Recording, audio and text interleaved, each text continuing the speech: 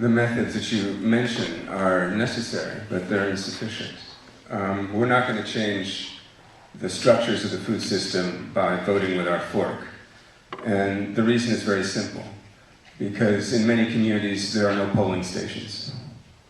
And what I mean by that, many people are too poor and to be able to vote with their fork. They've got to take whatever lousy, crappy food the food system puts into their communities, and they have to eat that, because that's all they can afford to eat.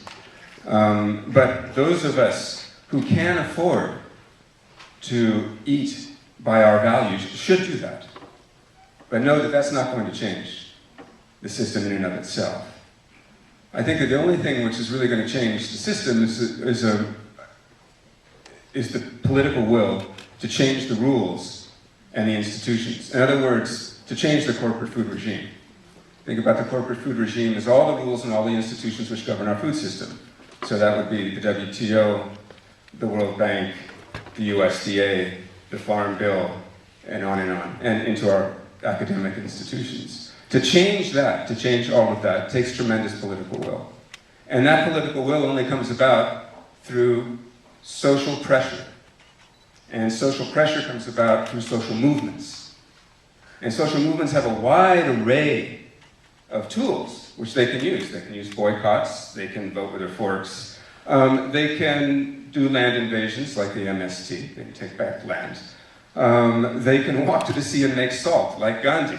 In other words, they can break the rules. Because in fact, the rules don't work for most of the people in the world, and do not work for most of the farmers in the world. So if you follow the rules, and you're like this poor farmer, Vernon Berman, who's gone all the way up through the Supreme Court with a pro bono lawyer, right, where he's going to get shellacked. Why? Because the law is what has to be changed. The problem is not some poor 75-year-old farmer who grows some Monsanto seed a couple of times without permission. It's the patent law itself. Right. To change those laws, you need broad movements. I think that we have a lot to learn from the Global South about how to build social movements, and I think we're well on our way to doing that in this country.